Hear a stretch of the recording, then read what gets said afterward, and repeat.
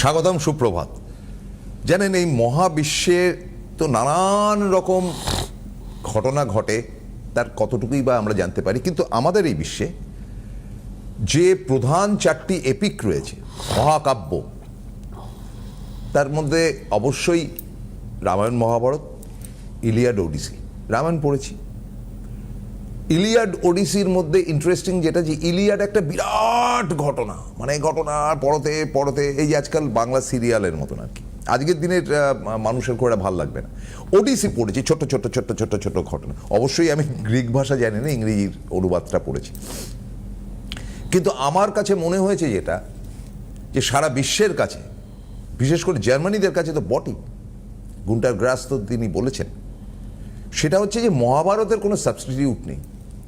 কত ঘাত প্রতিঘাত ইত্যাদি, এবং সবশেষে কুরুক্ষেত্রের যুদ্ধ, বিরাট ব্যাপার।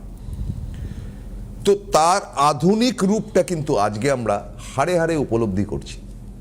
আপনারা তো জানেন যে কুরুক্ষেত্র যুদ্ধের সময় পরে বা যুদ্ধের সময় এক এক করে কৌরবের রথী মহারথী সবাই মারা গিয়েছিল, কৃপাচার্য ছাড়া, কারণ তিনি অমর। আর ইয়ে তো অবশ্য অন্য ব্যাপার, বিশ্বেরটা স্বয়ংক্রিয় মৃত্যু। মহাভারতের পাণ্ডবদেরও কিন্তু বহু মানুষ মারা গিয়েছিল, তাদের বংশ বলে কিছু ছিল না। তো এই যে একটা আসপেক্ট, লুজার, একের পর এক। তারপরে তারা যখন ক্ষমতায় এলেন, যুধিষ্ঠির, তিনি এসে দেখলেন যে সবই ঠিক আছে, কিন্তু মানে একটা ব্যবসা করতে গেলে একটা দেশের সঙ্গে বা একটা রাজ্য, তখন তো ভারতবর্ষের কোনো ম্যাপ ছিল না, একটা দেশের সঙ্গে একটা দেশ, একটা দেশের সঙ্গে ট্রানজাকশন করবে কার সঙ্গে, সব তো মেরে রেখে দিয়েছে, ভয়ঙ্কর অবস্থা। তো দ্যাট ইজ মহাভারত। আজকে মহাভারতের কিছু পাচ্ছেন কি? আমার মাথায় আসে না যে এরকম সাংঘাতিক বিষয় নিয়ে দেবাচার্যজি কেন অনুষ্ঠান করেন। তার এই পাণ্ডিত্যর জন্য তাকে আমি স্যালিউট জানাই। তার কারণটা হচ্ছে যে আজকে তো তিনি বলতেই পারতেন মঙ্গলের গ্রহের মধ্যে ওটা শ্যুট করে ঢুকে গেলে আপনার সর্বনাশ হয়ে যাবে একবার সব দিক থেকে। তা না বলে তিনি হি হ্যাজ চুজন দ্য মহাভারত, এবং আজকের আধুনিক মহাভারত। আপনাকে নমস্কার জানিয়ে ওয়েলকাম করছি। একদম, সবাইকে নমস্কার। না, স্পেশালি আমাদের মধ্যে যদি স্বাস্থ্য সম্পর্কে একটু জ্ঞান চলে আসে না, তো অ্যাটলিস্ট অধর্মের পথে চলার জায়গাটা আমাদের কমতে থাকবে, এটা আমার দৃঢ় বিশ্বাস। এবং দ্বিতীয় কথা হচ্ছে যে আমি ভেবে এসেছিলাম কিন্তু প্রসূনদার যে প্রেজেন্টেশন, সেখান থেকে হয়তো আমি একটুখানি ঘুরে গিয়ে আলোচনা করি, যেটা হচ্ছে যে প্রসূনদার বলাটা হয়তো আমাকে একটু আলাদাভাবে ভাবালো। যেটা হচ্ছে যে আমরা যে আগের মহাভারত দেখেছি আর এখনকার যেটা চলছে, বা আমরা যদি মহাভারতের সাথে নিজেকে তুলনা করি, তাহলে প্রতিদিন আমাদের সাথে কুরুক্ষেত্রের যুদ্ধ হচ্ছে, প্রতিদিন আমাদের সাথে দ্রৌপদীর বস্ত্রহরণ হচ্ছে, প্রতিদিন আমাদের সাথে কর্ণের লাইফ নিয়ে চলছে, কিন্তু আমরা সেগুলোকে উপলব্ধি করেও কিন্তু করতে পারছি না। তাই তো বটে, বাস্তব। এবং প্রতিদিন লড়াই করছি। আজকে যদি আমরা দেখি যে আমাদের লাইফে ভালো গুণ অনেক আছে, খারাপ গুণও অনেক আছে। এই খারাপ গুণটাকে যদি আমি ধরে রাখি কৌরবদের মধ্যে রয়েছে, এবং ভালো গুণটা যদি আমি ধরে রাখি পাণ্ডবদের মধ্যে রয়েছে, তাহলে মাঝখানে ধৃতরাষ্ট্র কি কাজ করলো? ধৃতরাষ্ট্র স্বার্থপরতার কাজ করলো। একদম বাস্তব কিনা? তো এই স্বার্থপরতা সবসময় দেখবেন আপনার মনের মধ্যে আসবে এবং জয়লাভ করতে চাইবে। তো সেইটা কি, সেই ধৃতরাষ্ট্রকে যদি আপনি কোনো কারণে আটকে রাখতে পারেন, তাহলে আমার মনে হয় যে প্রথম স্টেপটা আপনি এগিয়ে গেলেন, যে কুরুক্ষেত্র অ্যাটলিস্ট হবে না। যদি স্বার্থপরতা থাকে লাইফে, তাহলে কুরুক্ষেত্র হতে বাধ্য। দ্বিতীয় জায়গাটা আমার মনে হয় যে নিজেকে দিয়ে বুঝতে হবে আমার কথাগুলো। যদি আমি ভাবি যে না, আমি মহাভারতের কথা বলছি, এরকম নয়, আমি নিজের মধ্যে দিয়ে বলছি। আমি যদি বলি গান্ধারীর জায়গাটা দেখে যদি আমরা দেখি, গান্ধারীর চোখ ছিল, তা সত্ত্বেও চোখের মধ্যে পট্টি বাঁধা ছিল, কাপড় বাঁধা ছিল। তাহলে আজকের ডেটে আমাদের মধ্যেও তাই থাকে। তার মানে এখানে সেকেন্ড গান্ধারী হিসেবে আমাদের লাইফে বর্তমান জীবনে কার ভূমিকা সব থেকে বেশি? অন্ধবিশ্বাস। বাহ, দারুণ বলছেন তো, বলে যান না, বাস্তব কি না? একদম একদম। অন্ধবিশ্বাসটা আমাদের মধ্যে সাংঘাতিক রয়েছে। পাশের বাড়ির কাকিমা আমার ক্ষতি করেছে, তার জন্য ছেলের উন্নতি হচ্ছে না, বা ফ্যামিলি মেম্বারের কেউ কিছু করেছে, বাদ দিন না, রাখে হরি মারে কি, ফার্স্ট এই বিশ্বাসটা তো রাখার চেষ্টা করুন। যদি আমি বলি এই লাইফে, আমাদের লাইফে শকুনিকে, আমাদের লাইফে শকুনি হচ্ছে স্পেশালি আমাদের মাথা। আপনি খেয়াল করে দেখবেন সবসময় চাল চলে যাচ্ছে, কোন দিক থেকে গেলে কি হবে, হ্যাঁ, কাকে কি করা যায়, কোন দিক থেকে করলে আমার ভালো হবে, অফিস পলিটিক্সকে কাকে আমি ডাউন করতে পারি, বা আমার লোকাল পলিটিক্সে আমি কাকে ডাউন করতে পারি, কার ক্ষতি করবো, কার ভালো, প্রতিটা মুহূর্তে মাথায় এই জিনিসগুলো চিন্তা করে যাচ্ছে। কৃষ্ণ তো তাহলে কেউ না কেউ অবশ্যই আছে। কৃষ্ণ আমাদের মন, খেয়াল করে দেখুন, কৃষ্ণ আমাদের মন। সে সবসময় আপনাকে সঠিক পথ দেখাতে চায়, ভালোটা দেখাতে চায়, এবং সে কখনো আপনাকে ভারাক্রান্ত অবস্থায় দেখতেই চায় না। সে সবসময় আপনাকে নিউট্রাল এবং সুন্দর একটা পরিবেশ পরিস্থিতির মধ্যে দিয়ে, মানে কি বলবো, চারপাশে সুগন্ধ বইছে, তার মধ্যে দিয়ে আপনি যাচ্ছেন, সবসময় মনটা আপনার সবসময় ভালো রাখার চেষ্টা করেন। কিন্তু এতগুলো জিনিস কন্টিনিউশন আপনার শরীরের মধ্যে চলতে থাকে, মহাভারত হতে থাকে প্রতিদিন, তো আপনি ভালো থাকবেন কোথা থেকে? এটা একটা থার্ড পার্ট। আমি যদি বলি যে আমাদের লাইফে কর্ণের ভূমিকা সাংঘাতিক, মানে কোথাও কর্ণ নেই এটা হতে পারে না। কর্ণ কে ছিল? যে জানতো আমার লাইফে ধর্ম কী আছে, অধর্ম কী আছে। আমি জানতাম ধর্ম কোনটা, অধর্ম কোনটা, কিন্তু আমি বেছে নিয়েছিলাম অধর্মের পথ। তো আমার লাইফেও আমরা সেটাই করি। আমাকে ভালোটা, আমার মধ্যে জ্ঞান রয়েছে, আমার মধ্যে ধ্যান রয়েছে, আমার মধ্যে ধারণা রয়েছে, কিন্তু আমাকে ভালোটা করতে দেয় না। কে? ইগো। ঠিক বলছি প্রশান্ত কথাগুলো? তো এটা হচ্ছে আমাদের লাইফ। আমাদের এখান থেকে যদি আমরা বেরোতে পারি না, না দেবাচার্যের দরকার হবে, না কারো দরকার হবে লাইফে, লাইফ আরও সুন্দর হতে পারে। তো এই মহাভারতটাকে যদি ওভারকাম করা যায়, তাহলে কুরুক্ষেত্রের যুদ্ধটাও হবে না। কুরুক্ষেত্রের যুদ্ধ কেন হয়েছিল? কুরুক্ষেত্রে যুদ্ধ হয়েছিল দখল করার জন্য, এক নম্বর। হ্যাঁ, কিন্তু তার জন্য যদি হতো তাহলে পাণ্ডবরা অনেক আগেই দখল করতেই পারতো, যেটা পরে করেছিল, কিন্তু তা করেনি। তা করেছিল যখন দ্রৌপদীর বস্ত্র হরণ হয়েছিল তখন। তার মানে হচ্ছে সেলফ রেসপেক্টে যখন আঘাত পড়ে তখন মানুষ সব কিছু করতে পারে। তো ওই সেলফ রেসপেক্টটাকে যা বাঁচিয়ে রাখার জন্য, সেটাকে যদি ঠিক রাখা যায়, আমার মনে হয় আজকের এই পুরো এপিসোডটা দেখা জরুরি। আজকের মহাভারতটা খুব জরুরি।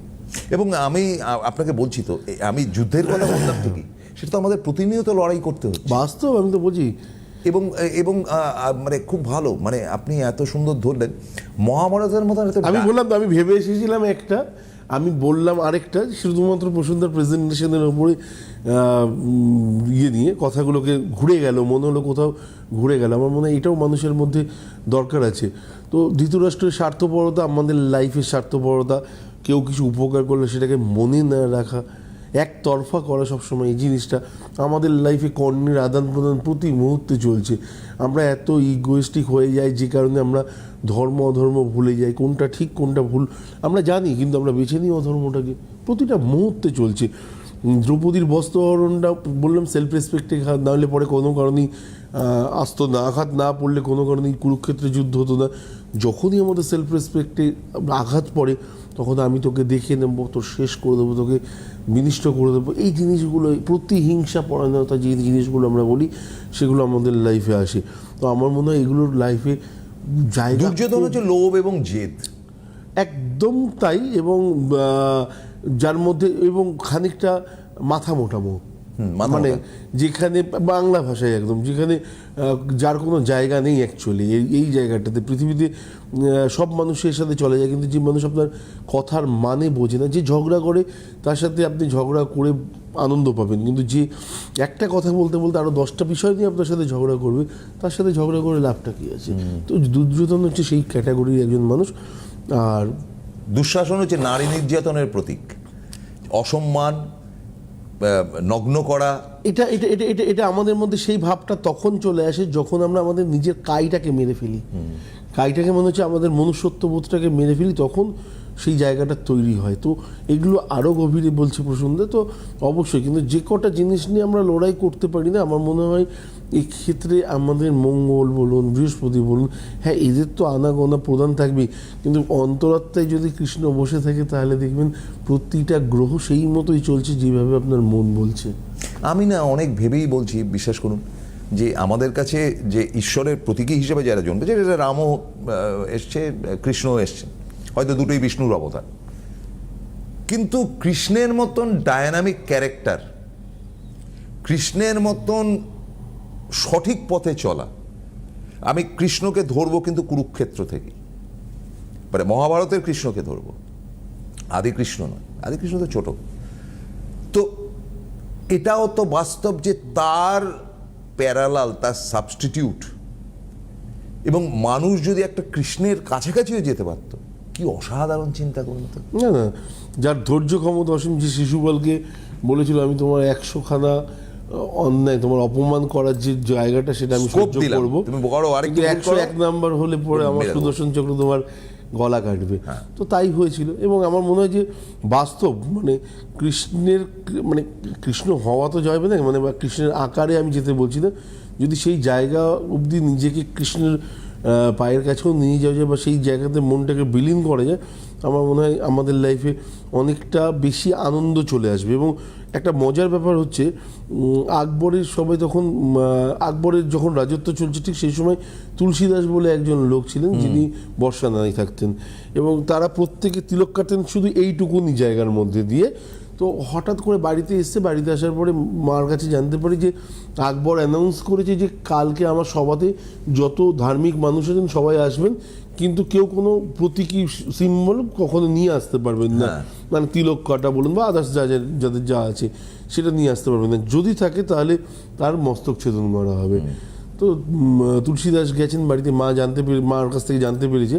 তো উনি রাধার কি বলবো ধ্যানে একদম বিভোর। তো উনি দেখলেন যে রাধারানী আসলেন এবং পা দিয়ে তার তিলকটাকে ঠিক নাক অবধি টেনে দেয় এবং অপূর্ব একটা তিলকের সৃষ্টি হয়। তো উনি ওটাকে আর হাত দিয়ে মোছার সাহস করলেন না। পরের দিন সকালে যখন আকবরের সবাই যাওয়ার জন্য ডাক পেয়েছেন, তো উনিও গেছেন। তো আকবরের লোকেরা বললো তুমি জানতে না যে সম্রাট এটা বলেছে যে তোমার গলা মানে যে এরকম কোনো প্রতীকী সিম্বল নিয়ে আসবে তার গলা কেটে ফেলা হবে। বললো ঠিক আছে, গলায় দিয়েও কেটে ফেলা হবে, এর বাইরে তো কিছু হবে না। তো আকবর ওখানে দেখলেন যারা যারা প্রতীকী সিম্বল ব্যবহার করতেন মানে ধার্মিক মানুষ, তারা প্রত্যেকে নিজের সিম্বলটা মুছে এসছে, একমাত্র তুলসীদাস নিয়ে এসছে। আকবর হো হো করে আসলো, এসে বললেন যে একটাই কথা, যে আমার ভয় কেন, পৃথিবীর যে কোনো ভয়ই আসুক না কেন, তাকে নিজের ধর্মের থেকে সরাতে পারে না, নিজের বিশ্বাসের থেকে সরাতে পারে না, তার জন্য ও এটা পড়ে এসছে। তো ওর মস্তক ছেদন করা হবে না। বাকিরা কোথাও না কোথাও ভয় বা লোক দেখানোর জন্য মানুষের জন্য সিম্বল ধারণ করে, তার জন্য পড়ে আসেনি। তো ডিফারেন্সটা হচ্ছে এটা, যদি সত্যি বিশ্বাস থাকে না, তো আপনার যিনি যাকে আপনি ভালোবাসেন তাকে নিয়ে আপনার চলতে ভয় কোথায়, কিসের ভয়? এটাই হচ্ছে বাস্তব। না, এই যে এত অপূর্ব আপনি বললেন, এবং একই সাথে আমি এটাও বলবো যে সেদিনকে সে যুদ্ধটা হওয়ারই ছিল, না হলে আজকে ভারতবর্ষের চিহ্নটা পেতাম না। যুদ্ধ থেকে ধ্বংস হয়েছিল, ধ্বংস থেকে আবার নতুন করে সৃষ্টি হলো অনেক পরে। তো বাস্তব মহাভারতের ক্ষেত্রে থেকেও কিন্তু আজকে দেখা যাচ্ছে যে যুদ্ধ হচ্ছে ন্যায়ের জায়গা থেকে, কিন্তু সেই যুদ্ধের একটা পরিণতি হওয়ার সম্ভাবনা থাকছে। এবার ন্যায়পরায়ণতার জায়গা থেকে কিন্তু আমরা দেখতে পাচ্ছি, আমার দেশ দিয়ে বলবো, আমরা ভাবছি যে আমরা সঠিক পথে যাব। এখন আমরা কোনো পক্ষকেই সমর্থন করছি না, কিন্তু এটাও বাস্তব যে আমি যদি একটা পার্টিকুলার কাউকে সমর্থন করি, আমার ট্যাক্স ফ্যাক্স কিন্তু কমে যাবে। আমি যদি সমর্থন করি, আমেরিকা আমার ট্যাক্সটা কমিয়ে দেবে, বলে আরে ক্যা বাত হ্যায়, এই হচ্ছে আসল। কিন্তু সেখানেও কিন্তু আমরা ভারতবর্ষের প্রতীকী হিসাবে আনকম্প্রোমাইজড। আপনি ওই যে তিলকের কথাটা বললেন বলে আমার মনে হলো, হ্যাঁ, তো সেটাও তো একটা নিদর্শন, সেটাকে অস্বীকার করতে পারেন না। আমার মনে হয় ধর্মের সাথে থাকলে হয়তো প্রতিকূলতা আসবে, প্রবলেম আসবে, কিন্তু বাস্তব যে ধর্মটা মানে আপনার কর্মের মধ্যে দিয়ে যার আবিষ্কার। আমি কখনো আপনাকে বলবো না হিন্দু মুসলিম খ্রিস্টান এরকম কখনোই নয়, যে নিজের ধর্মটা হচ্ছে নিজের কর্মের ওপর দিয়ে যেটাকে আপনি ধরে রাখতে পারবেন, যার বাহকতা আপনার মধ্যে কাজ করবে। এবং হ্যাঁ, আপনার ঈশ্বর আপনার মধ্যে আলাদাভাবে কাজ করতে পারেন। তো তাকে দেখার রূপ বা তাকে দেখানোর রূপ বা তাকে বিশ্বাস করানোর রূপ সব সময় আমার মনে হয় যে প্রতিটা মুহূর্তে যে আপনাকে কি বলবো অন্যায়ের প্রতিবাদ করতে হবে এটা নয়, কিন্তু আপনি কখনোই অন্যায়ের প্রতিবাদ করবেন না, এটাও ভুল। কিছু সময় অন্যায়ের প্রতিবাদ না করলে আপনি জানবেন, আপনি এটা গীতাতেই বলেছে যে আপনিও পাপের ভাগিদার হবেন। কারণ আপনি কোনোদিন আপনার লাইফে যদি শত্রুও না থাকে, সেটাও তার মানে আপনি অন্যের প্রতিবাদ কোনোদিন করেননি বলে আপনার লাইফে শত্রু আসেনি। তো এটা হচ্ছে মাস্ট। তো লাইফে কিছু কিছু সময় কিছু কিছু জিনিস হয়তো ভালোর জন্য এসে থাকে, তো সেই জিনিসগুলোকে অ্যাকসেপ্ট করা ভালো। আরেকবার বলি যে যারা অনেক সময় অবিচল থাকেন বা অবিচলিত থাকেন যে আমার ফ্যামিলিতে সাড়ে সাথে চলছে, এই কী হবে, আমার মেয়ের মাঙ্গলিক কী হবে, কিচ্ছু হবে না। প্রত্যেকের নিজস্ব একটা ব্যক্তিসত্তা, ভয় পাওয়ার নয়, ভয় দেখানোর নয়। নিজের সন্তান যদি মাঙ্গলিক হয়, আমি বারবার করে ভাবতাম আমার মেয়ে যেন মাঙ্গলিক হয়, হয়নি আলাদা ব্যাপার, কিন্তু আমি জানতাম হলে পরে ওর দৃষ্টিভঙ্গি, ওর লক্ষ্য, ওর তাগিদ একদম আলাদা থাকতো, যেটা নর্মাল মেয়েদের মধ্যে একটু হলেও কম থাকে।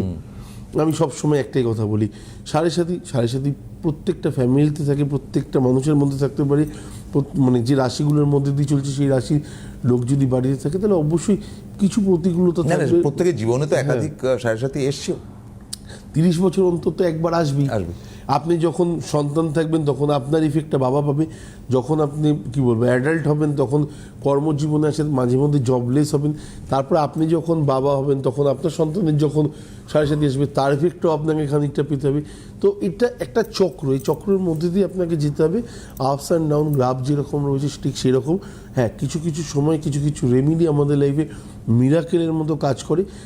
আপনারা যদি বলেন যে রেমিডি মানেই অনেক খরচা, একদমই নয়। কিছু কিছু সময় আপনি দেখবেন যে কিছু পূজা অর্চনাও লাইফে অনেক বড় মোড় ঘুরিয়ে দিতে পারে। আজকে ওয়ার্ল্ড কাপ হলো, ওয়ার্ল্ড কাপের আগে গম্ভীর বগলামুখীর পুজো করলো। তো কেন করলো? যজ্ঞ করলো, কেন করলো? যে না আমি শত্রুপক্ষকে হারাতে পারি, জয় লাভ করি। এটাও তো জয়ের জন্য একটা যুদ্ধই ছিল। তো প্রতিটা জায়গায়, এবং সব থেকে বগলামুখী নেতাজি যখন বাইরে গেলেন তার আগে তো পুজোটা করেছিলেন, একদম পুজো করে সাত্ত্বিকভাবে তারপরে তিনি কিন্তু বাইরে গিয়েছিলেন। একদম।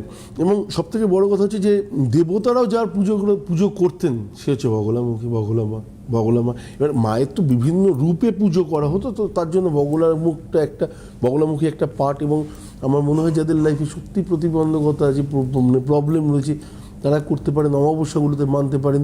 তো যে জিনিসগুলো বারবার করে বলি, অমাবস্যাটাকে কাজে লাগাবেন। এবং সামনেই 18 তারিখ মানে পরশুদিন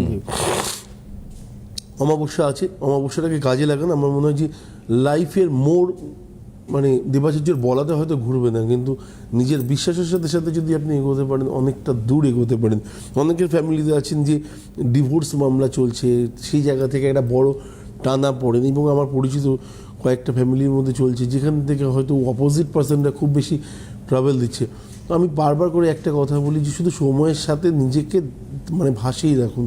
সময়টা যখনই সরে যাবে দেখবেন পাশা পাল্টে গেছে, তো তখন তারা ছেড়ে দে মা কেঁদে বাসি, এরকম একটা সময় আসবে। কেউ কাউকে শাস্তি দেওয়ার জন্য আমার মনে হয় না স্পেশালি আসেন এখানে। তো কেউ কাউকে শাস্তি দেওয়ার জন্য যদি মনে করেন যে আসবো বা এই যে বিভিন্ন রকমের হ্যারাসমেন্ট করব, সাময়িক পাশা একটা সময় পাল্টাতেই হবে। আচ্ছা, এখানে আমার কিছু টুকরো প্রশ্ন আছে, মানে ওই আমি কিন্তু পরে অমাবস্যাটার একদম ব্যাপারটা ধরছি। দেখুন কি অদ্ভুত ব্যাপার, আমাদের তো শ্রীরামচন্দ্র যে পুজো করেছিলেন সেটা অকাল বোধন, কিন্তু অরিজিনাল পুজোটা কিন্তু অন্নপূর্ণা পুজো। একদম। এখানে আমার একটু জানবার আগ্রহ রয়েছে। আপনি ব্রাহ্মণ পণ্ডিত পরিবারের মানুষ বলেই আপনাকে জিজ্ঞেস করছি, কারণ আপনি পারফেক্ট উত্তরটা দিতে পারেন। এলেবেলে প্রশ্ন করে তো সবাইকে লাভ নেই। এই যে দুর্গাপূজা, তার ঠিক 5 দিন আগে অমাবস্যা থাকে, অমাবস্যার পরে মহালয়া। আবার দুর্গাপুজো হয়ে গেলে তার 5 দিন বাদে বা ওই 7 দিন বাদে লক্ষ্মী পুজো থাকে, মানে পূর্ণিমা। তো এখানে হচ্ছে গিয়ে যে এই যে অন্নপূর্ণা পুজো, এটা তো দুর্গাপুজোই, মানে এটা আসল দুর্গাপূজা বলা হয়, অরিজিনাল দুর্গাপূজা, মানে কোনো অকাল বোধন টোধন না। এটাই দীর্ঘ যুগ ধরে চলেছে, দীর্ঘদিন ধরে চলেছে। তো এখানে আমার কথাটা হচ্ছে যে তার আমরা অরিজিনাল দুর্গাপুজোর আগে যেটা পাই সেটা মহালয়া, অর্থাৎ দেবীর আগমন বার্তা অমাবস্যাতে, যেটা নিয়ে আমরা আলোচনাও করেছি কিন্তু স্যার আপনার সঙ্গে। এইবারে এই যে অন্নপূর্ণা পুজো, এটাও দুর্গা পুজো, এটাও নবরাত্রি, তার ঠিক 5 দিন আগে যে অমাবস্যা, সেটা কতটা পাওয়ারফুল? না, আমি ফার্স্টে একটা কথা বলি যে অমাবস্যাগুলো যেগুলো আছে না, যে আমরা জানি যে কয়েকখানা অমাবস্যা স্পেশালি খুব গুরুত্বপূর্ণ। কৌশিকী আছে, বকুল আছে, ফলোয়ারিনী আছে, যেগুলো দাম করা অমাবস্যা। বাকি অমাবস্যাগুলোর মধ্যে যেগুলো আপনি দেখবেন শনিবার মঙ্গলবার পড়েছেন, সেগুলো যোগ কিন্তু প্রায় সমতুল্য। এবং শুধু তাই নয়, আপনি যেটা বললেন যে অন্নপূর্ণা পুজোর যে আগের যে অমাবস্যাটা, সেটা যদি কোনো কারণে শনিবার বা মঙ্গলবার, সেটা মহালয়ার থেকেও অনেক গুরুত্বপূর্ণ হয়ে যায়। তো এটা কারণ হচ্ছে, এটা কারো কথা হচ্ছে একটাই, শনিবার বা মঙ্গলবারই যখন কি বলবো, যে সন্ধিক্ষণটা থাকে এই সন্ধিক্ষণগুলোকে স্পেশালি যারা পুজো করেন বা গ্রহদোষ কাটান, আমরা যখন গ্রহদোষ কাটাতে সেই সন্ধিক্ষণগুলোকে কাজে লাগানোর চেষ্টা করি। আমরা মানে প্রতিবারই চেষ্টা করি সন্ধ্যেবেলা 6টার সময়, এবং যদি কৌশিকী অমাবস্যার সময় আমরা সন্ধ্যেবেলা টাইম পাওয়া যায় না, তাও আমরা সন্ধ্যেবেলার টাইমে নিচে একই জায়গাতে যজ্ঞ করি। এবং এবারেও আপনি একটা জিনিস দেখবেন যে অমাবস্যাটা যে টাইমে পড়েছেন আমাদের কাজ শুরু হতে সন্ধ্যে 6টাই হবে। আগের বারেরটা তো ভিডিও আছে, আপনি দেখবেন সন্ধ্যে 6টা আপনি তো লাইভ চালিয়ে দিয়েছি, তার আগেরটাও ভিডিও ছিল, তার আগেরটাও ভিডিও, 3খানা কন্টিনিউয়াসলি ভিডিও আছে, এবারেরটাও ভিডিও দেখাতে হবে। এবং বারবার করে আমি একটাই কথা বলি যে যখন থেকে গোছানো স্টার্ট হয় আমি তখন থেকে ভিডিও স্টার্ট করে দিই।